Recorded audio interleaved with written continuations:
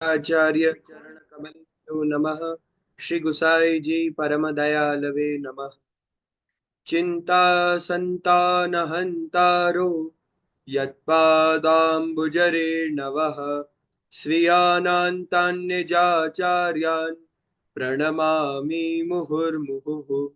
यदनुग्रहतो जन्तुः सर्वदुःखातिगो भवेत् तमहं सर्वदा वन्दे श्रीमद्वल्लभनन्दनम्।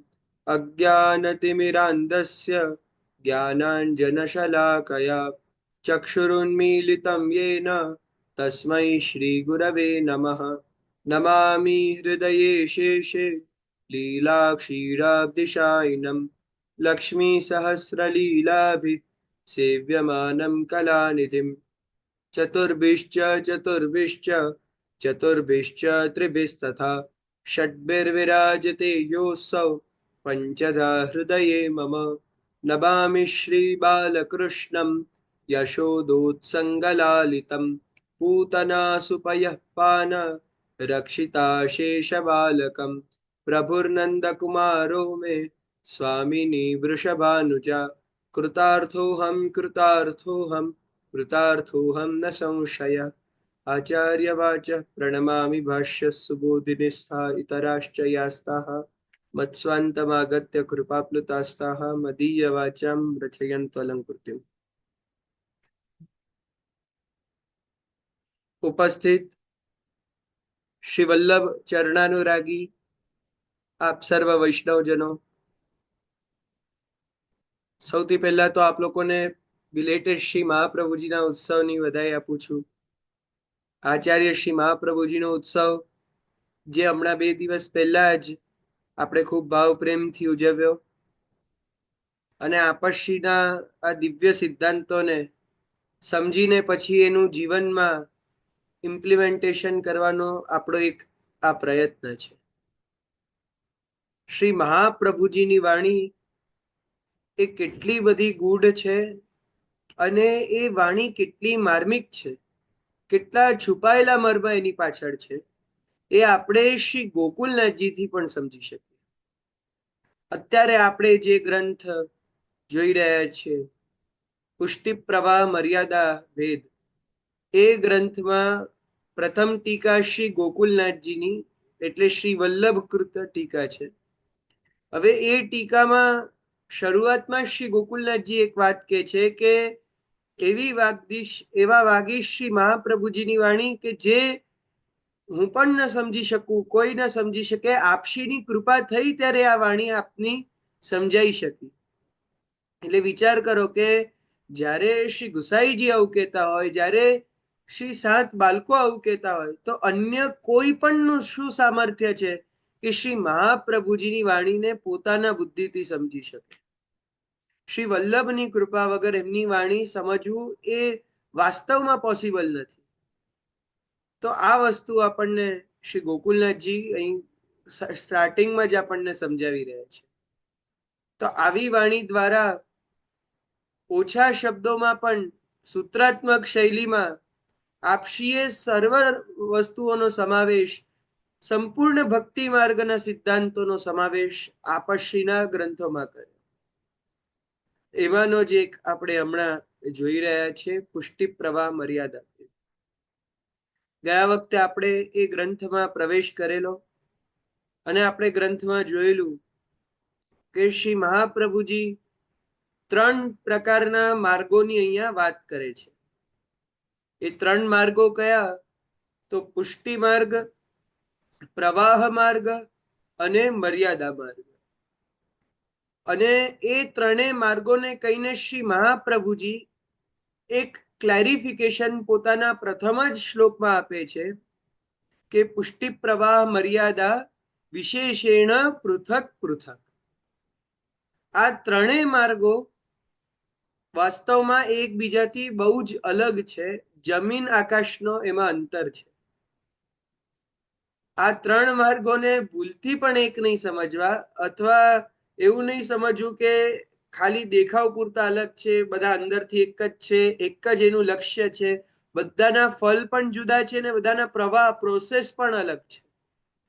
જીવ, દેહ, ક્રિયા, પ્રવાહ, ફલ, આ બધાની દૃષ્ટિએ આ ત્રણ માર્ગો બહુ અલગ છે. એટલે ત્રણ માર્ગની સરખી સમજ આપણે જ્યારે મેળવીએ છીએ ત્યારે આપણને ખબર પડે છે કે ભગવત ભક્તિ કોને કહેવાય. ત્યારે આપણને ખબર પડે છે કે મર્યાદા જીવ શું પ્રાપ્ત કરે છે, પ્રવાહ જીવ શું પ્રાપ્ત કરે છે. તો અહીંયા જ્યારે આપણે અહીં શરૂ કરવા જઈ રહ્યા છીએ, સૌથી પહેલા પુષ્ટિ જીવ વિશેની આપણે વાત કરવા જઈ રહ્યા છીએ. તો પુષ્ટિ જીવ કોને કહેવાય, ભક્તિ માર્ગ કોને કહેવાય, એને સમજવાનો હવે સાચો પ્રયત્ન કરીએ. પુષ્ટિ માર્ગ જેવા શબ્દો કે ભક્તિ જેવા શબ્દો જે આપણે ઘણી બધી વાર સાંભળીએ છીએ અને આપણા જીવનમાં ઘણી બધી વાર એનો પ્રયોગ પણ કરીએ છીએ, પણ ભક્તિનો હજી સુધી સાચો અર્થ એ આપણા સમજમાં નથી આવ્યો. હજી સુધી ભક્તિ માર્ગ વાસ્તવમાં એની ડેફિનેશન શું એ આપણે સમજવાની છે. પુષ્ટિ માર્ગ એટલે શું એ સમજવાનું છે. હવે સૌથી પહેલા તો અહીંયા એક વાત ક્લિયર કરી દઉં કે પુષ્ટિ માર્ગ શબ્દથી અહીંયા પુષ્ટિ સંપ્રદાયનો અર્થ નથી. અહીં પુષ્ટિ માર્ગ એક માર્ગ છે કે જેના અંદર એ પુષ્ટિ જીવો જે એ પ્રકારના પુષ્ટિ પુરુષોત્તમને ફળ સ્વરૂપે પ્રાપ્ત કરે છે, ભક્તિ પ્રાપ્ત કરે છે. એ સકલ જીવો, એ ભગવાનના દરેક ભક્ત કે જે પુષ્ટિ માર્ગની ડેફિનેશનમાં ખરા ઉતરે એ માત્ર પુષ્ટિ ભક્ત છે. એટલે અહીંયા કેવલ આપણા સંપ્રદાય સાથે આ પુષ્ટિ માર્ગ ટર્મનો સંબંધ અહીંયા નથી, અને ભક્તિનો પણ સંબંધ શેની સાથે છે એ આપણે જોઈશું. તો અહીં મહાપ્રભુજી પહેલા તો ત્રણેય માર્ગોને અલગ અલગ કન્ડિશન્સ પર કરે છે.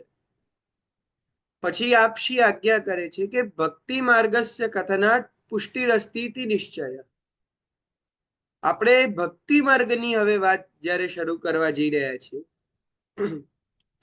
ત્યારે ભક્તિ માર્ગનો એકમાત્ર અર્થ પુષ્ટિ જ છે. આને આપણે સરખી રીતે સમજીએ કે ભક્તિ શું છે અને ભક્તિના કેટલા પ્રકાર છે એ બધાએ અલગ અલગ રીતે બતાવ્યું છે. ભાગવતજી રૂપી સમુદ્રમાં આપણે પ્રવેશ કરીએ તો આપણને ઘણા બધા એક્સપ્લેનેશન્સ ભક્તિના મળશે. એમાં એક તો શ્રી કપિલજીનું કે એમણે પણ ભક્તિના ઘણા બધા પ્રકાર કીધા છે. ભક્તિ ક્યારે પણ એક જ પ્રકારની નથી હોતી, અથવા એક જ પ્રકારના ભક્ત પણ નથી હોતા. ભક્તિમાં પણ એક વેરિએશન મોટો છે, ભક્તોમાં પણ ભક્તિના વેરિએશન્સના કારણે મોટા વેરિએશન્સ છે.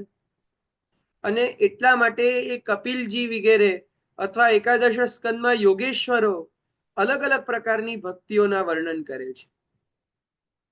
પણ કોઈ શ્રી મહાપ્રભુજીને પૂછે કે આપના હિસાબે ભક્તિ શું છે, તો શ્રી મહાપ્રભુજી ભક્તિને કેવલ ને કેવલ પુષ્ટિ જ બતાવે છે. પુષ્ટિ માર્ગ જ ભક્તિનો સાધક છે.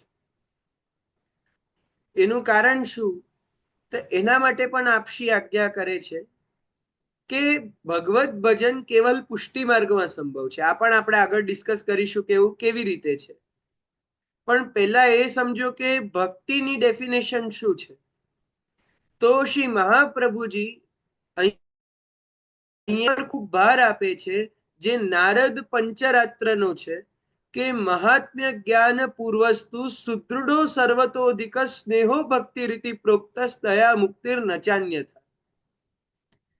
મહાત્મ્ય જ્ઞાન પૂર્વક જે સુદૃઢ સ્નેહ છે, જે સર્વથી અધિક છે, એ ભક્તિ.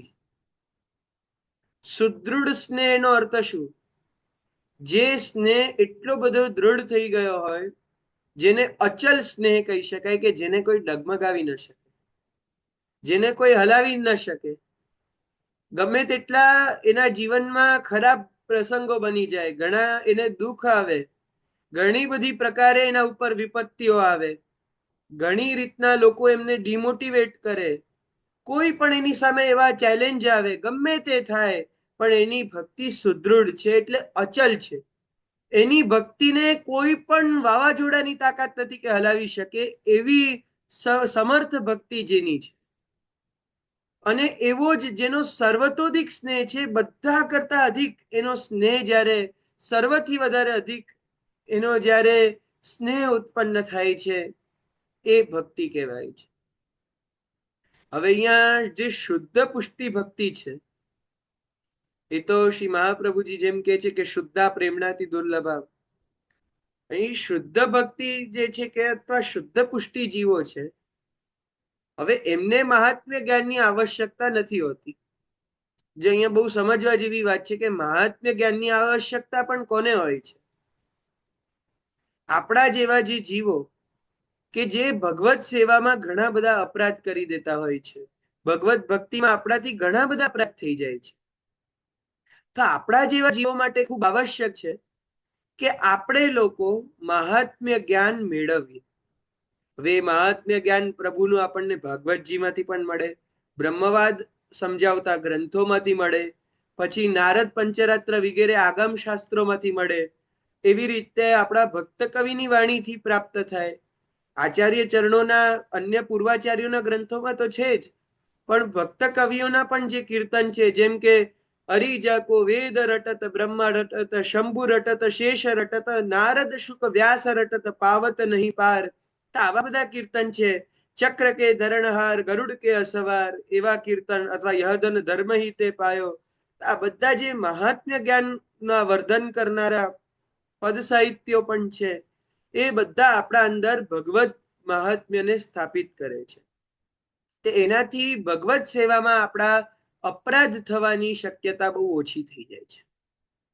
એક વસ્તુ યાદ રાખજો કે અત્યારે કદાચ સેવા કરતી વખતે અથવા ભગવત ભજન કરતી વખતે કોઈ પણ જાતનો ડર મનમાં રહેતો હશે કે આપણાથી કોઈ પણ અપરાધ થતા હશે, તે કેવલ ને કેવલ આપણામાં મહાત્મ્ય જ્ઞાનની કમી જ બતાવે છે.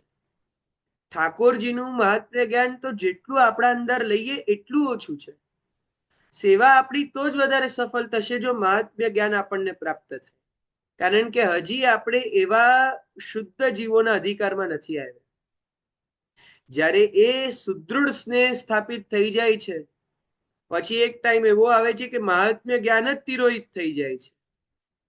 એટલે મહાત્મ્ય જ્ઞાન આવવાથી અહીંયા ભક્તિ વધે છે, પણ જ્યારે ભક્તિ એકદમ એના પીક ઉપર હોય છે, જ્યારે કેવલ ને કેવલ શુદ્ધ પ્રેમ પ્રભુ માટે બાકી રહે છે, એવા સમયે મહાત્મ્ય જ્ઞાન જતું રહે છે.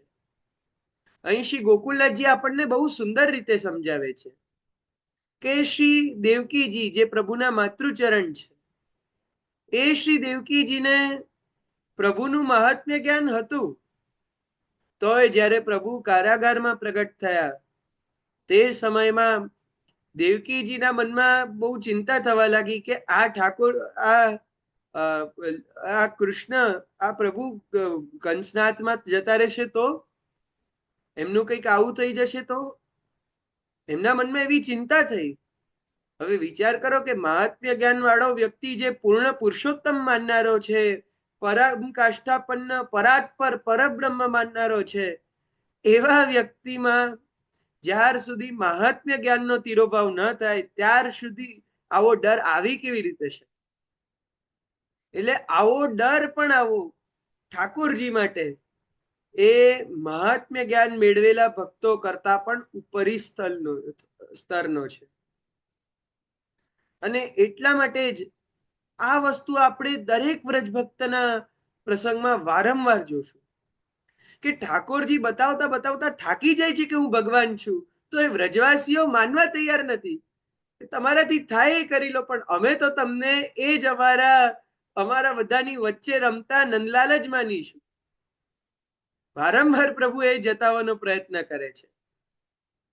જેમ આપણે જોઈએ છે કે યશોદાજીને મૃત્તિકા ભક્ષણના પ્રસંગમાં ઠાકોરજી જ્યારે આખા ને આખા બ્રહ્માંડના દર્શન યશોદાજીને કરાવે છે ગોકુલના અંદર, તો પણ થોડોક વાર જેવા દર્શન થાય છે, થોડીક વારમાં પાછો એ મહાત્મ્ય જ્ઞાન ઓન ધ સ્પોટ તિરોહિત થઈ જાય છે. પાછા એઝ યુઝ્યુઅલ પાછો જયારે ગોર્ધન પૂજાનો પ્રસંગ આવે છે ત્યારે એ જ વસ્તુ થાય છે કે ઠાકોરજીને આટલો બધો, કારણ કે પ્રભુએ ઘણી બધી વાર આવા ચમત્કાર બતાવ્યા છે. એકાદ વાર બતાવ્યા હોય તો બરાબર છે, પણ વારંવાર એક એક સ્થળે ઠાકોરજી આવા ચમત્કારો બતાવ્યા છે, આવી લીલાઓ કરી છે. કેટલા બધા દૈત્યોને માર્યા છે, અને વ્રજવાસીઓના નેત્રો સમક્ષ જ.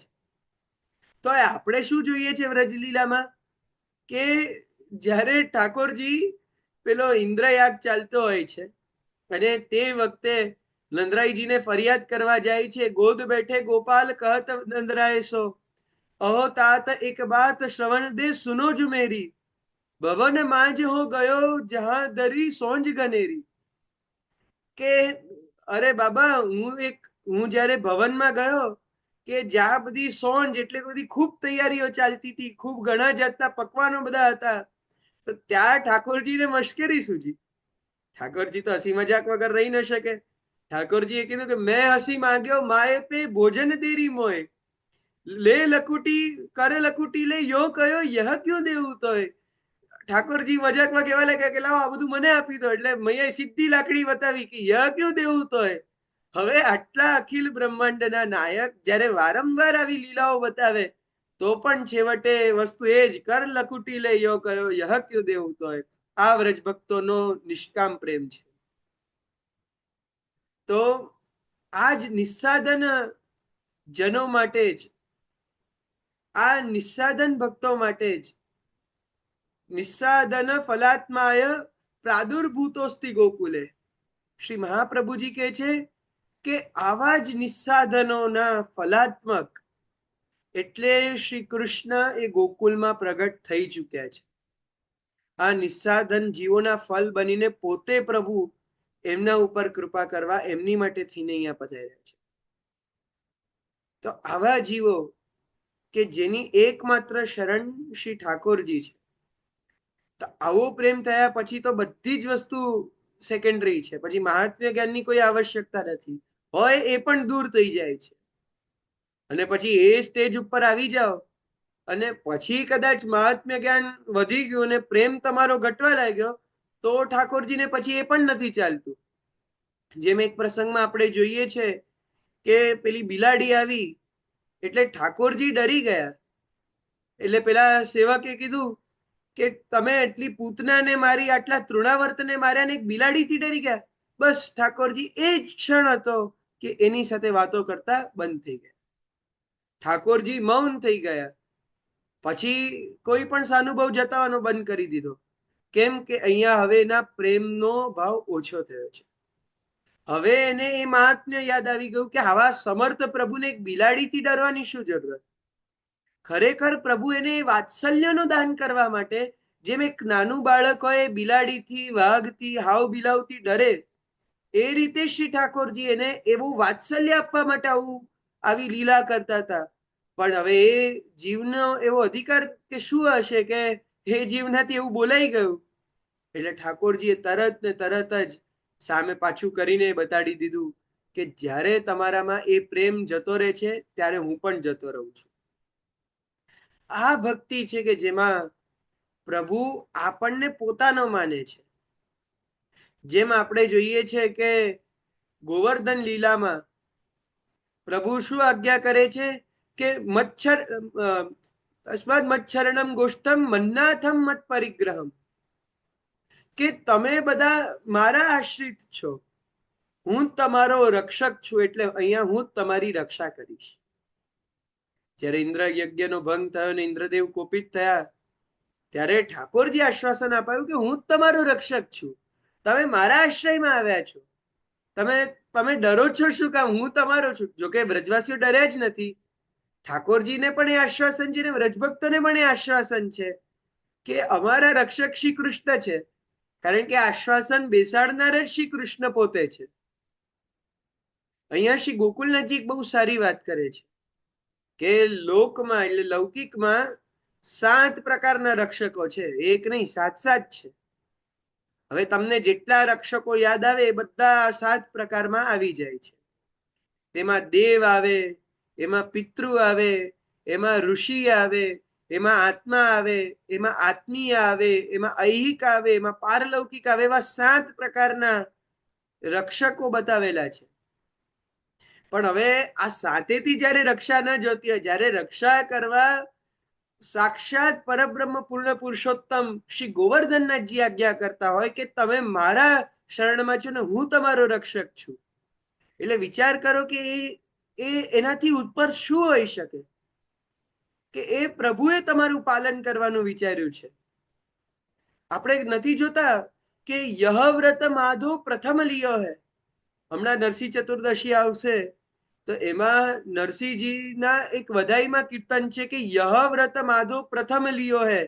સૌથી પહેલા વ્રત એટલે નિયમ ઠાકોરજીએ શું લીધો કે જો મેરે ભક્તન કો દુખ દેત તાકો ફારું નખ નહિયો, રખવારી કો ચક્ર સુદર્શન, માથે ઉપર સદા ફિરે. શ્રી ઠાકોરજીએ સૌથી પહેલા એ કીધું કે જે મારા ભક્તને દુઃખ આપશે એને હું પહેલા ફાડીશ, એની રખવાલી માટે મારું સુદર્શન ચક્ર એની ઉપર ફરશે. એવી રીતના સુદર્શન ચક્રને પ્રભુએ પહેલેથી જ આજ્ઞા કરી છે કે દરેક ભક્તની રક્ષામાં તત્પર છે. અંબરીશ રાજાની સામે દુર્વાસા જેવા ઋષિ મુનિ પણ જ્યારે આંખ ઊભી કરીને સામે આવી ગયા ત્યારે સુદર્શન ચક્ર દુર્વાસાની પાછળ પણ પડી ગયા. એની અલગ અલગ પ્રકારની જે રાક્ષસીઓ હતી એનો વિનાશ કરીને દુર્વાસાને ખૂબ બગાડ્યા.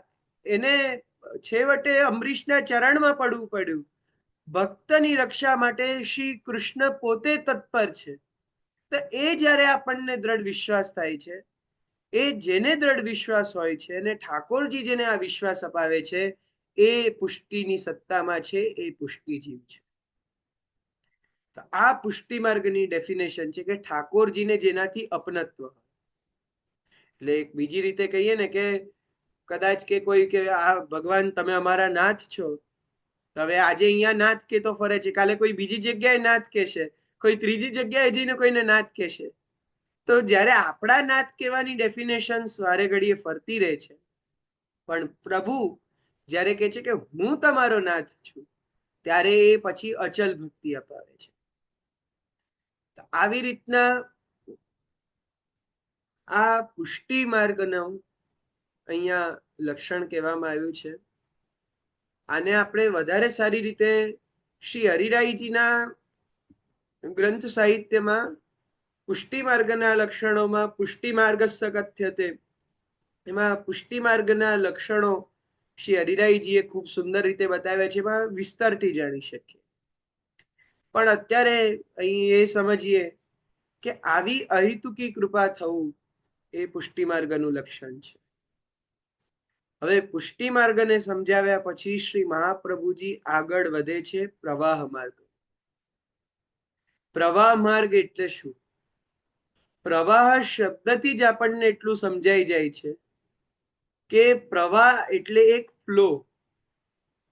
તો એ જે ફ્લો છે એ ફ્લોના અંદર જેમ એક નદીનો પ્રવાહ જતો હોય, તેમાં આપણે કોઈ તણકલું નાખીએ, તે તણકલું તરત જ તરતા સાથે એ પ્રવાહમાં મળી જાય છે. પછી એની ફિક્સ કોઈ રોકાવાની જગ્યા નથી હોતી. પછી અહીંથી આ, અહીંથી ત્યાં, અહીંથી ત્યાં એ ફર્યા કરે છે અને એની કોઈ ગતિ નથી થતી. એ રીતના જે પ્રવાહ માર્ગીઓ છે એ નિરંતર એક પ્રવાહમાં વહેતા રહે છે. એનું કોઈ એક ફિક્સ સ્થાન નથી હોતું, એમના કોઈ એવા ફિક્સ્ડ આદર્શ નથી હોતા. અને એ પ્રવાહ માર્ગીઓ છેવટે જેમ ભગવાને કીધું કે એ બધા અંધતમ ગતિને પ્રાપ્ત કરવા વાળા છે. એ બધા અંધતમ સ્થાનમાં જાય છે. એટલે શું થાય છે કે એ લોકો ધીમે ધીમે એમનું સ્તર પડતું જ જાય છે, પડતું જ જાય છે. આનંદ અંશ તેમનામાં પ્રગટ હોતો નથી અને આનંદની પ્રાપ્તિ પણ ક્યારેય થતી નથી. તો આવા બધા જીવો છેલ્લે પણ જ્યારે મુક્તિ પ્રાપ્ત કરે છે તો એ પણ અધમ મુક્તિ પ્રાપ્ત કરે છે. અધમ એટલે છેલ્લી જે મુક્તિ કહી શકાય એ ટાઈપની મુક્તિ પ્રાપ્ત કરે, જેને પ્રવાહ માર્ગી મુક્તિ પણ કહેવાય, કે જેમાં આનંદ હોતો જ નથી. તો આવી આનંદ શૂન્ય રૂપા ભક્તિ જે મુક્તિ છે, એટલે અંધતમ જેની ગતિ થાય છે એ પ્રવાહ માર્ગીઓ છે. તો આ પ્રવાહ માર્ગીઓમાં જ્ઞાન પણ નથી હોતું, ભક્તિનો તો કોઈ પ્રશ્ન જ નથી ઉભો થતો. આ પ્રવાહ માર્ગ જે છે એ આસુરી જીવોની સૃષ્ટિનો ભાગ છે. દ્વૌભૂત સર્ગો ઇત્યાદિમાં ભગવાને જે બે પ્રકારની સૃષ્ટિ કીધી છે, જો હવે વસ્તુ સમજો કે સૃષ્ટિના પ્રકાર એટલે આ જે જીવના માર્ગના પ્રકાર છે એને પ્રગટ ભગવાન શ્રી કૃષ્ણએ જ ગીતા ભાગવત ઇત્યાદિમાં કર્યું છે. પરંતુ આ વસ્તુ પર ક્યારે કોઈ પણ આચાર્યએ કોઈ વિસ્તૃત જ્ઞાન નથી આપ્યું. આ વસ્તુ આ પક્ષને કોઈ ટચ જ નથી કર્યો, આના વિશે કોઈએ ચર્ચા નથી. સૌથી પહેલા કેવળ શ્રી મહાપ્રભુજી આ પુષ્ટિ પ્રવાહ મર્યાદા અથવા તો આ દૈવી જીવ આસુરી જીવ ઇત્યાદિ વિશેનો વિચાર કર્યો છે. એને આટલું વિસ્તારથી ખોલ્યું છે. જે બે જ પ્રકાર અને એની અંદર સમાહિત રૂપમાં જે ભગવાને અલગ અલગ પ્રકાર બતાવ્યા છે એ બધાને સરખી રીતે પાછું આપણા જેવા જીવોને સમજાવવાનું કાર્ય શ્રી મહાપ્રભુજીથી જ શરૂ થયું છે. એટલે અહીંયા ઠાકોરજી જે બે પ્રકારની સૃષ્ટિ કે છે, એક દૈવી સૃષ્ટિ ને એક આસુરી સૃષ્ટિ, એમાં દૈવીની અંદર પુષ્ટિ ને મર્યાદા બંને આવી જાય છે અને આસુરીમાં કેવલ પ્રવાહ માર્ગ આવે છે. એટલે એટલું આપણે યાદ રાખવાનું છે કે પ્રવાહ માર્ગીઓ બધા આસુરી જીવો કહેવાય છે, એમાં આસુરાવેશ હોય છે. તો એ પ્રવાહ માર્ગની વાત થઈ ગઈ. હવે આ જે બધા અલગ અલગ માર્ગો છે એ કોઈ વંશથી પણ નથી ચાલતા. આ તો પોતે જ એ પ્રકારનો દેહ લઈને જ આવે છે. જે પુષ્ટિ માર્ગમાં રહેવા વાળો છે એનો દેહ પણ પુષ્ટિ ભક્તિના અનુકૂળ હશે. જે મર્યાદા માર્ગમાં ચાલવા વાળો છે એને મર્યાદા માર્ગના અનુકૂળ એનો દેહ હશે. એટલે આ બધી વસ્તુ પૂર્વથી નિર્ધારિત છે. એટલે કોઈ પણ જગ્યાએ એના જન્મ લેવાથી ફરક નથી પડતો કે એ જીવ કેવો હશે. વૈષ્ણવના ઘરે પણ જન્મ લેવાથી એ વસ્તુ નિર્ધારિત નથી થતી કે એ જીવ પ્રવાહ માર્ગી નહીં બને. વૈષ્ણવના ઘરે પણ સારામાં સારા આમ કહીએ ને કે ક્વોલિફાઈડ સર્ટિફાઈડ પ્રવાહ માર્ગીઓ જન્મે છે કે જેને આમ 5 સ્ટાર્સ મળેલા હોય, રેટિંગ મળી હોય પ્રવાહ માર્ગની. અને ઘણા એવા પણ હોય છે, જેમ હમણાં ગઈકાલે જ એક મારું ગામડામાં જવાનું થયું તો ત્યાં એક એવો વૈષ્ણવ છોકરો કે જે ખાલી હજી 9th સ્ટાન્ડર્ડમાં છે, એનું કોઈ પરિવારજન વૈષ્ણવ નથી, ઉલટાના સેવા વિરોધી છે, તો એ દુધગર સુધીની આખી સેવા પહોંચે છે. એ બધાને આખી પ્રણાલિકાનો સેવાક્રમ ખ્યાલ છે, દુધગરની સુંદર સામગ્રીઓ સિદ્ધ કરતા આવડે છે, રોજ એ પાઠ જપનો એનો ખૂબ ક્રમ છે, સત્સંગનો ખૂબ ક્રમ છે. ઠાકોરજીમાં એટલું બધું મન લાગેલું છે કે એણે મને એક એવી બહુ સુંદર વાત કરી કે મને તો મારા સેવ્ય સ્વરૂપને છોડીને તો શ્રીનાથજી જવાનું પણ મન નથી. ભલે શ્રીનાથજી સર્વસ્વ છે, પણ એને એના સેવ્ય સ્વરૂપ માટે પણ એટલી આસક્તિ છે કે એ મારા પ્રભુ, એ મારું સર્વસ્વ છે. તો એના અંદર એટલો બધો ભાવ છે જે એના પરિવાર દ્વારા એને પ્રાપ્ત નથી થયો. એને કેવલ ને કેવલ એના પુષ્ટિ જીવ હોવાને કારણે આ રીતનો ભાવ એમાં જાગૃત થયો. તો આ વસ્તુ શ્રી મહાપ્રભુજીની આજે પણ આપણે લાઈવ આપણા જગતમાં જોઈ શકીએ છીએ. હવે આ પ્રવાહ માર્ગની વાત થયા પછી મર્યાદા માર્ગ કોને કહેવાય એ સમજવાનું છે. તો મર્યાદા માર્ગ જે વેદમાં સ્થિત છે. વેદમાં જે બે પ્રકારના વેદના બે કાંડ છે, એક પૂર્વકાંડ અને એક ઉત્તરકાંડ. પૂર્વકાંડ એ કર્મ માર્ગ છે, ઉત્તરકાંડ એ જ્ઞાન માર્ગ છે. તો હવે એ જેમાં વેદ દ્વારા જેની સત્તા પ્રમાણિત થતી હોય એવા લોકો, એવી સૃષ્ટિ, એવા માર્ગ એ મર્યાદા માર્ગ છે. એટલે એને અનુસરવા વાળા લોકો વેદોના કર્મમાં પ્રવૃત્ત અથવા વૈદિક જ્ઞાન માર્ગમાં પ્રવૃત્ત એવા આપણને જોવા મળે છે. હવે એ કર્મ પણ શું છે એ પણ આપણે જોઈએ કે યજ્ઞ યાગાદિક જે કર્મો છે એમાં પ્રવૃત્ત લોકો. હવે જે યજ્ઞ છે એમાં એટલે કોઈ પણ કર્મમાં પ્રવૃત્ત લોકો પણ પાછા બે ટાઈપના હોય છે. એ પણ ભગવદ્ ગીતામાંથી જ આપણને જોવા મળે છે. એક એવા કે જે સકામ ભક્તિમાં સકામ કર્મ કરતા હોય અને એક એવા જે નિષ્કામ કર્મ કરતા હોય. હવે જોજો આ મર્યાદા માર્ગની જ વાત છે, જે આ પુષ્ટિ માર્ગની વાત થતી જ નથી. મર્યાદા માર્ગના અંદર કર્મ માર્ગ વાળા જે મર્યાદા એટલે કર્મના મર્યાદા માર્ગીઓ છે એમાં આ બે પ્રકાર છે, સકામ ને નિષ્કામ. સકામ વાળા એટલે શું કે સ્વર્ગ ઇત્યાદિની પ્રાપ્તિ જેને કરવી હોય કે કોઈ પણ જાતે અલગ અલગ પ્રકારમાં વેદોમાં જે ફલ બતાવવામાં આવ્યા છે જેને મેળવવા હોય એ લોકો બધા એ સકામ કર્મ માર્ગીઓ છે. હવે જેટલા દેવતાઓ સ્વર્ગમાં છે એમાં મોટા ભાગના બધા દેવતાઓ એવા જ છે કે જે આવા સારા કાર્યો કરીને પુણ્ય પ્રાપ્ત કરીને સ્વર્ગ લોકમાં દેવતાઓની પોઝિશનમાં બેસી અને સ્વર્ગના ભોગ ભોગવી રહ્યા છે. અને પછી આ જ દેવતાઓ જેમ આમાં આપણને જોવા મળે છે કે પાંડવોના પૂર્વજ નહુષ હતા, એ નહુષ ઇન્દ્રના પદને પ્રાપ્ત કરી ચૂક્યા હતા. તો એ નહુષ પણ કારણ કે ઇન્દ્ર હતા એટલે એવી રીતે આપણને ખ્યાલ આવે કે કોઈ પણ સ્વર્ગમાં આપણને સ્થાન એ આવા સકામનું એક ફલ છે.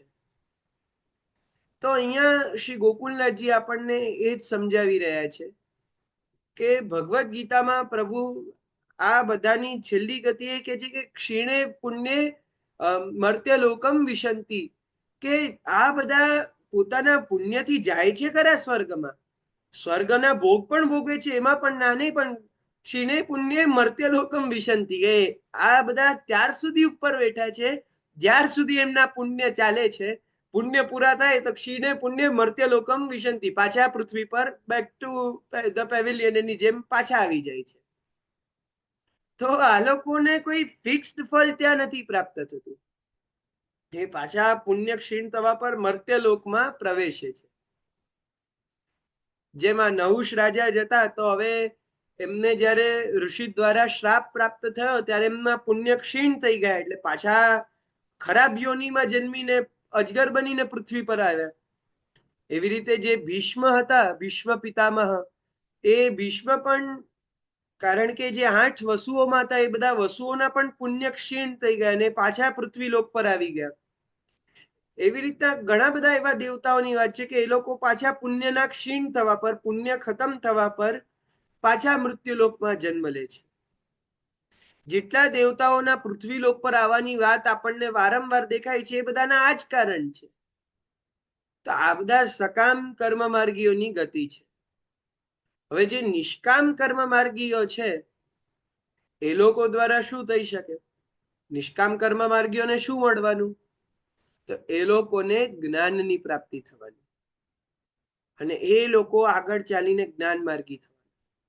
જ્ઞાન માર્ગમાં ડાયરેક્ટ પણ અવાય ને આ નિષ્કામ કર્મ કરીને પણ જ્ઞાન માર્ગ પર ચડાય છે. હવે આ જ્ઞાન માર્ગમાં શું થાય છે? જ્ઞાન માર્ગ એટલે બ્રહ્મરૂપી જ્યોતિ આપણા હૃદયમાં પ્રજ્વલિત.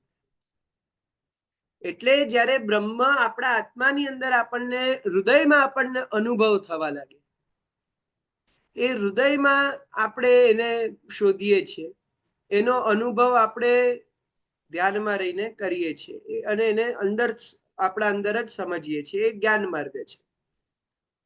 પણ અહીંયા હવે એક પ્રોબ્લેમ શું છે કે અહીંયા જે જ્ઞાન માર્ગીઓ દ્વારા પ્રાપ્ય બ્રહ્મ છે એ પરબ્રહ્મ પૂર્ણ પુરુષોત્તમ નથી, એ અક્ષર બ્રહ્મ છે. અને બીજી વસ્તુ કે આનંદ શેમાં આવે છે એ પણ વિચાર કરવાનો છે. એ બ્રહ્મ અંગુષ્ઠ માત્ર બ્રહ્મ જે તમારા હૃદયમાં જ બિરાજમાન રહેલા છે ને તમે હૃદયમાં જ શોધો છો, એમાં વધારે આનંદ છે કે એ જ બ્રહ્મ તમારા હૃદયમાંથી બહાર પધારીને સાક્ષાત તમને એમની સેવા કરવાનો લાભ તમારા હાથે આપે. તમારા 5 કર્મેન્દ્રિયો, જ્ઞાનેન્દ્રિયો બધા જ્યારે એની સેવામાં લાગી જાય, જ્યારે તમે પોતે એમનું પોતાના જીવનમાં અનુભવ કરી શકો, એમની સેવા કરી શકો, એમને પોતાના નેત્રોથી જોઈ શકો, તો એનો આનંદ આના કરતા કેટલા ગણો વધારે છે. અને આ જ વસ્તુથી ભક્તિ માર્ગની વાતની શરૂ થાય છે કે ભક્તિ માર્ગ એટલે એ જ પુરુષોત્તમના સાકાર સ્વરૂપમાં સર્વત્ર રીતે આપણું સમર્પિત થવું. આ ખરેખર ભક્તિ માર્ગની ડેફિનેશન છે એ ભક્તિ મીમાંસામાં શાંડિલ્ય મુનિ બહુ સુંદર રીતે આપે છે. જે મહાપ્રભુજી અહીં પુષ્ટિ પ્રવાહ મર્યાદા ગ્રંથમાં જ્યાં સૂત્ર શબ્દ વાપરે છે એ શાંડિલ્યના ભક્તિ મીમાંસા સૂત્ર શાંડિલ્ય નામના એક મુનિ થઈ ગયા, ઋષિ થઈ ગયા. એમના ભક્તિ મીમાંસા સૂત્રના કોટેશન્સ છે. તેમાં કહે છે કે જ્યારે એ ભક્તિ એકદમ કહીએ ને કે પૂર્ણ આપણી દૃઢ થઈ જાય, જ્યારે એકદમ પ્રેમની અતિશયતા હોય, એટલી જ્યારે ભક્તિ દ્રઢ થઈ જાય ત્યારે એ પ્રેમપૂર્વક કરેલી એને ભક્તિ કહેવાય છે. તો એનાથી અત્યારે આપણે એટલું તો સમજી શકીએ કે કલિકાલમાં ભક્તિની શું દશા છે. અને આપણે પોતાના તરફ જ્યારે આપણે પોતાને રિફ્લેક્ટ કરીને જોઈએ, આપણે જ્યારે કાચમાં જોઈએ કે આપણી શું સ્થિતિ છે, તો સાચા અર્થમાં આપણે ભક્તિ નથી કરતા. આ વસ્તુ બહુ સમજવા જેવી છે. કદાચ આપણને એવું થતું હશે કે જો અમે કેટલા ભક્તિ વાળા, અમે કેટલી બધી ભક્તિ કરીએ છીએ, અમારામાં કેટલો ભક્તિભાવ છે, પણ સાચે તમે ભક્તિ હજી સુધી સમજ્યા નથી. જે ભક્તિ માટે શ્રી મહાપ્રભુજી કહે છે કે કલૌ ભક્ત્યાદિ માર્ગા હિ દુસ્સાધ્યૈતિ મેમતી. મહાપ્રભુજી જ્યારે ઉઠીને એવું કહી દે છે કે કલિકાલમાં ભક્તિ જેવો માર્ગ મારા માટે દુસ્સાધ્ય મને લાગે છે એ લોકો માટે. મહાપ્રભુજી જ્યારે ઉઠીને આવી વાત કહેતા હોય ત્યારે વિચાર કરો કે આપણે જે કરીએ છીએ એને ભક્તિનું નામ આપી શકાય ખરું? ભક્તિ એટલે સુદૃઢ સ્નેહ કે જેને કોઈ હલાવી ન શકે. હવે આપણને બે જીવનમાં ઝટકા લાગે ત્યાં તો આપણી ભક્તિ ક્યાં ને ક્યાં દૂર જતી રહે છે. ભગવાન છે કે નહીં એવા વિચારો આવવા લાગે છે, આપણને અવિશ્વાસો આવી જાય છે, આપણને દુનિયાભરના અન્યાશ્રય છે. ભક્તિ એટલે શું કે અનન્યાસ ચિંતયંતોમાં યે જના પર્યુપાસતે. ભગવદ્ ગીતામાં પ્રભુ કહે છે કે જે મને અનન્ય ભજન કરે છે, અનન્ય જેનો મારામાં ભાવ છે એ ભક્તિ છે. આજે આપણો છે એવો અનન્ય ભાવ? આજે આપણે દુનિયાભરના અન્યાશ્રયોમાં ને અંધશ્રદ્ધાઓમાં ફરીએ છીએ. વૈષ્ણવ થઈને પણ આપણે આજે દર ભટકીએ છીએ. આપણે અંધશ્રદ્ધા વશ થઈને કંઠીને છોડીને આપણે 100 જાતના દોરા ધાગા ઇત્યાદિ બધું પહેરીએ છીએ. તો ખરેખર શું આપણે ભક્તિ કરીએ છીએ? આપણામાં હજી એવી લાયકાત જ નથી કે આપણે ભક્તિ કરી શકીએ.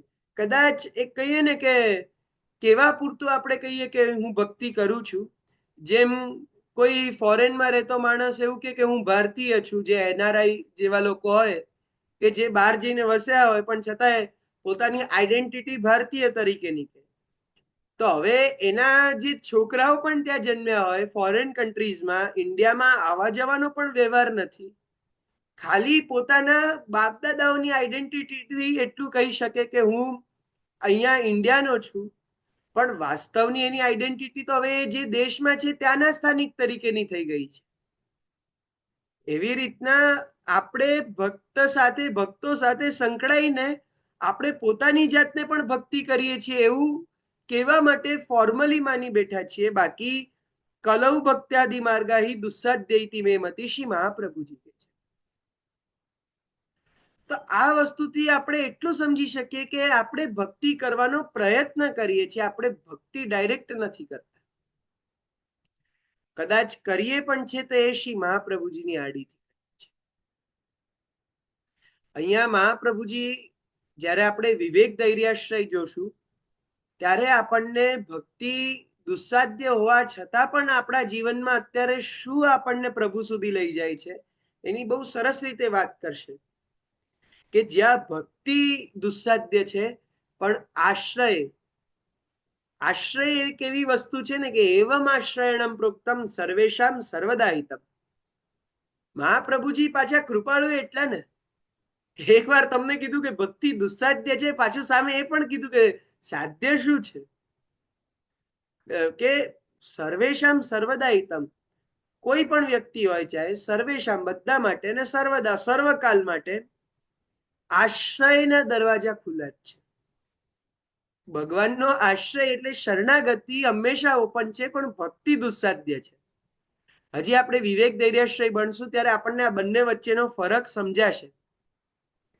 પણ અત્યાર પૂરતું આપણે એટલું સમજવાનું છે કે એ ભક્તિ માર્ગને જેટલા આપણા જીવનમાં આપણે વધારે આગળ લાવવાનો પ્રયત્ન કરીશું એટલું જ આપણા જીવનમાં ભગવત સામીપ્ય વધશે.